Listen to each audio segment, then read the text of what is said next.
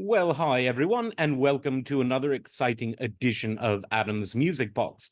Well, today we're going to do something different, and by that I mean it will be completely the same. We're going to talk about music, but I was asked privately, who are the best guitarists of all time? Well, that's impossible because there's only so much objectivity that can go into judging art. Art is ultimately about the subjective, the emotive, the intangible.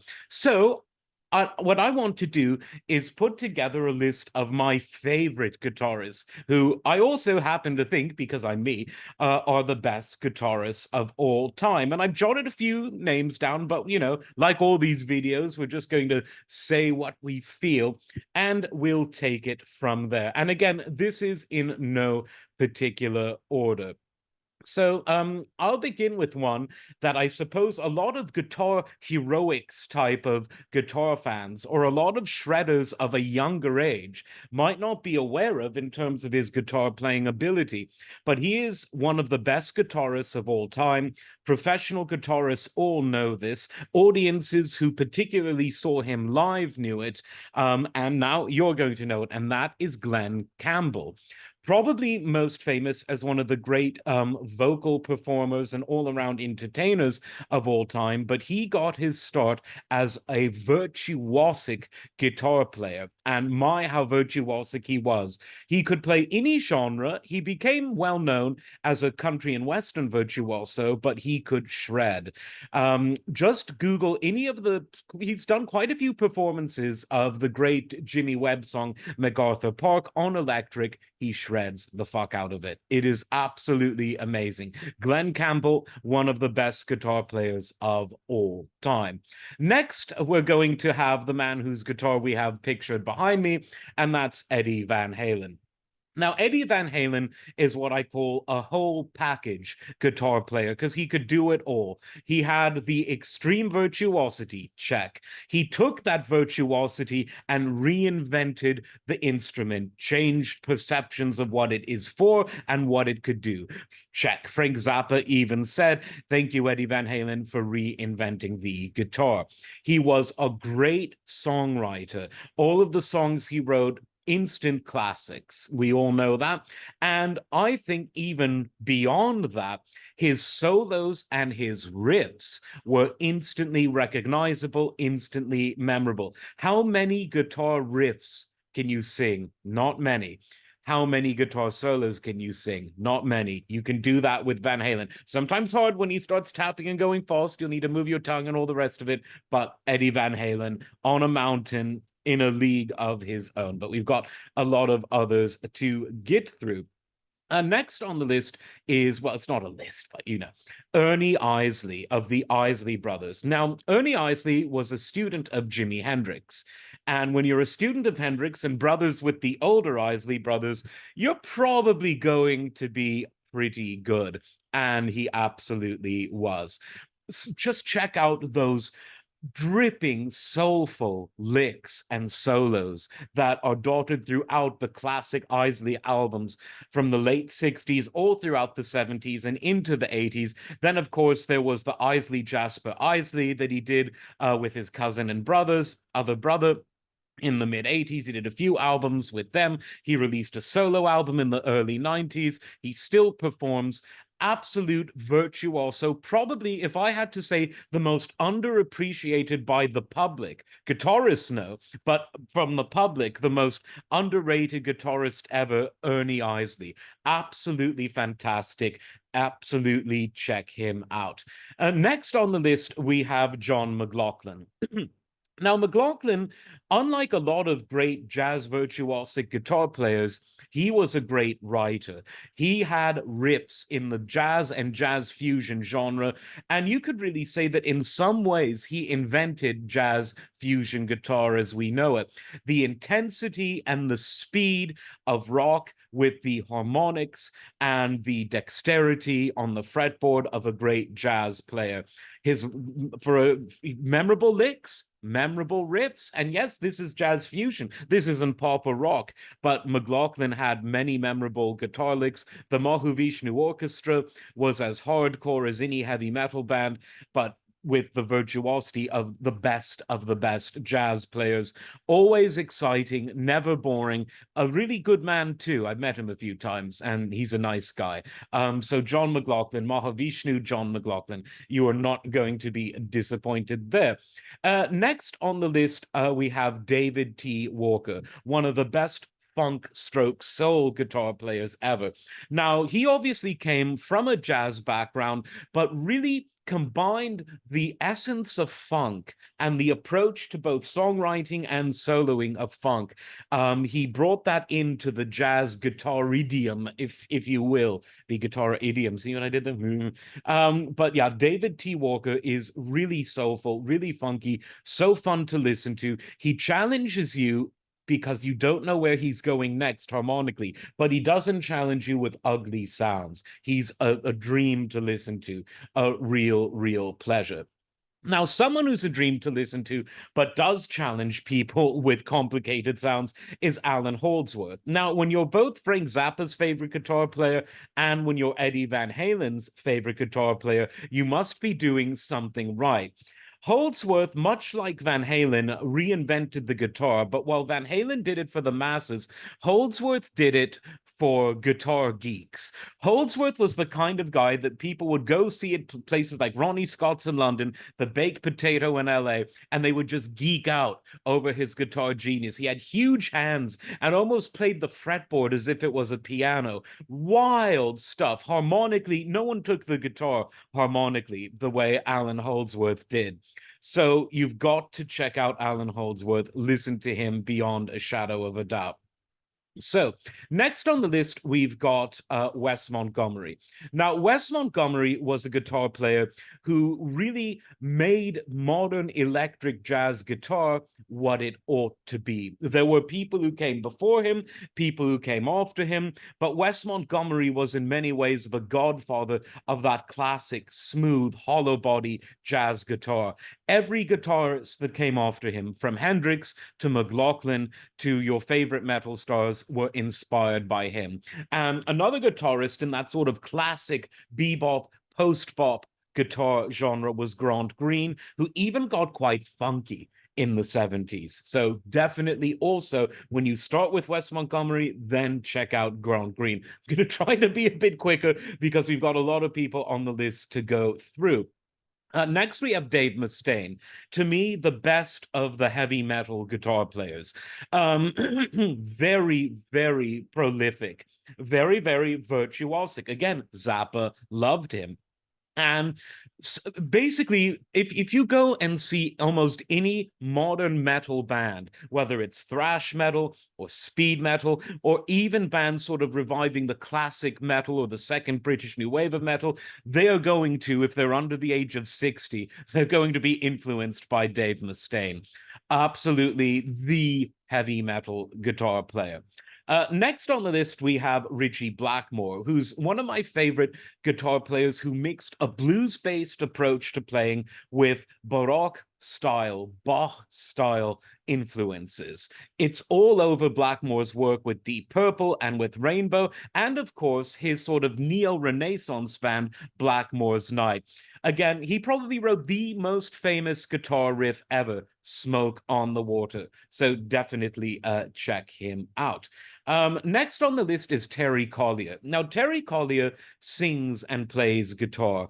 What a voice. What a guitar sound. What a songwriter who just melds the voice and the guitar so perfectly without sacrificing the virtuosity of either. Very well known among soul music and jazz connoisseurs. I wish he broke into the sort of overall mainstream more. I wish that white audiences who know people like Hendrix would also know Terry Collier. So, yep, Terry Collier, check him out. Next on the list, we've got Tommy Emmanuel. And for the sake of time, I'm going to mention him along with his sort of godfather and inspiration, Chet Atkins. Now, both Atkins and Emmanuel started with a country and Western approach to guitar, but far from just strumming the chords in a medium that would be a vehicle for a singer or songwriter, they played the hell out of that guitar. They can make an acoustic rock harder than a lot of people can make an electric. So Chet Atkins, the father, and he gave his sort of protege, Tommy Emmanuel of Australia, he called him a certified guitar player. So that was the Chet Atkins stamp of approval. Definitely check him out. And no show about guitar would be complete without talking about Les Paul, who really invented the modern electric guitar and, in many ways, modern multi-track recording. He was a hell of a player, too. We wouldn't have just about anyone on this list without him. Next, I want to talk about two of my favorite modern flamenco guitar players, because the guitar, as we know it, derived from Iberia, Spain in particular. So we can't go forward without talking about Andreas Segovia. His guitar interpretations of the great composers, notably Bach, have inspired countless modern guitar players. Check out Segovia. Everyone, it's impossible not to like him. If you don't listen to Segovia and enjoy it, there's something wrong with you. And then, of course, there's Paco de Lucia, who took that flamenco sound and played it with such unbelievable, and I mean unbelievable, virtuosity that people like John McLaughlin and Al Di Meola were sitting there with mouths wide open. Check out Paco, and since I mentioned him, Al De Meola. Both sort of a fusion of his Spanish influences and his modern Western, sort of American style, if you will, jazz fusion. It's why he meshed so well with Chick Corea, who, as a pianist, takes some influences from modern American fusion and some from traditional Spanish music. Really, really great musician. Larry Coryell, one of the earliest jazz fusion guitarists. He is a master of chaos. You listen to him and you think this is all going to go wrong, but it doesn't. Because, how could it feel so wrong and sound so right? That's Larry Coryell. Check out the fusion albums he did with his group, The 11th House. It's wild. You'll absolutely love it.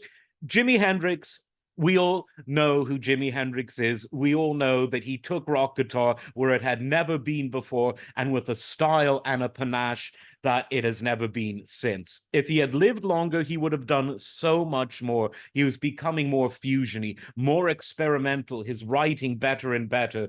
Even what he had in his 20s was amazing. Imagine even if he lived into his 30s. Pat Metheny. Pat Metheny was a kind of the next generation of fusion. If people like John McLaughlin and Larry Coryell and Al Di Meola were in that first generation of fusion, then Pat Metheny was in that next generation. Wonderful sense of harmony, wonderful sense of chords. He's able to take chords that would normally be dissonant and make them sound harmonious. He could take harmonies and just make them sound just like unlike anything else. Wonderful songwriter. His collaborations with David Bowie proved it. The listenability of his early 80s ECM albums prove it. The thing he did with the Orchestron, I believe it's called, that multiple sort of player instrument controlled by a guitar, very innovative. Always innovating, but always staying true to his roots. So Pat Metheny, absolutely great. Bill Connors, the original guitarist for Return to Forever. He's someone that is really equally good on acoustic and electric.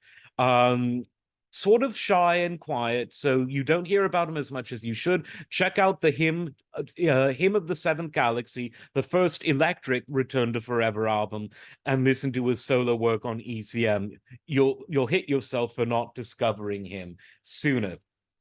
We've got to talk about Shuggy Otis, one of the best soul, funk, R&B guitarists ever. You just listen to him and you think, wow, virtuosity that's so omnipresent, but yet so understated, but always so groovy. Strawberry led to 22 people associated with the Brothers Johnson, written and performed by Shuggy, and he's doing that on the guitar. A lot of people think it's a synthesizer. Next, Johnny Guitar Watson. Talk about a long and prolific career from the early 50s, if not the 40s, when he was playing at an amateur level, all the way up into the 90s.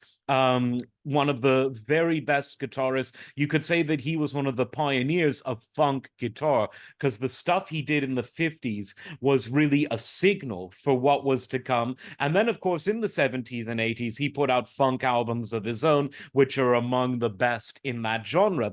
And since his name has come up many times, we've got to mention Frank Zappa, who's done loads of albums with just guitar. One was called, and multiple volumes of Shut Up and Play Your Guitar, and then the other released a few years later, just called Guitar. Now, Frank Zappa is probably best known as a composer, a writer, a lyricist, a genius, a political and social commentator, a performer, a poet of life, many things, but he was also one of the most original guitar players. He was self-taught, and did all the wrong things and made them right. You cannot copy him unless you're Dweezil Zappa, but you can't. And weirdly, it wasn't his first instrument. It was one of the last instruments he taught himself to play after he was 18. Go figure, never too early or late to rock and roll. Robin Trower. He picked up in many ways where Jimi Hendrix left off. Hendrix had both a funky and a rock component to him. If Ernie Isley went forward in the funky direction, Robin Trower did it in the blues rock direction. His trio with Jimmy Dewar on vocals, one of the very best rock and roll vocalists of all time. I'm talking about Paul Rodgers level. Check out any of those albums from the 70s or the early 80s with Robin Trower and Jimmy Dewar. The albums he did without Dewar later on in the late 80s and 90s, also great, but that combination of Dewar and Trower, absolutely great. Ronnie Montrose, when electric guitar was sort of becoming all sounding the same, he introduced a virtuosity that was just as much at home in the jazz fusion work he did as it was in the hard rock work he did. Of course, he and Sammy Hagar with the rock band Montrose, his fusion work on albums like Open Fire, the wonderful stuff he did, and it's all on Spotify and everywhere else, with Brian Auger and Tony Williams in Japan. Billy Cobham said it on the album too. Check that out. And of course, his band Gamma in the 80s. A difficult man to work with, but excellent guitar player. Randy Rhoads, the man who revived Ozzy Osbourne's career, more of a virtuoso than Tony Iommi, another great guitarist with a signature sound. Randy Rhoads, though, again, from the sort of Eddie Van Halen school of virtuosity, that sort of style. Some say he could have been as big as Van Halen. Sadly, he died in a tragic accident involving a plane crashing into a bus. Ozzy lucky to be alive after that, and Ozzy always mentions Randy because Randy revived his career and was a great guy. Steve Howe, English style prog rock, but influenced by people like Wes Montgomery and Chet Atkins. And he took those very un-rock and roll, if you will, influences and plugged them into the prog rock sound without ever surrendering to the musical tropes of the rock world. With his hollow body by his side, he played absolutely brilliantly. Even as he got older and started to drag the tempo, nothing mattered because he played it with such confidence and such virtuosity. It didn't matter. And he is still going strong.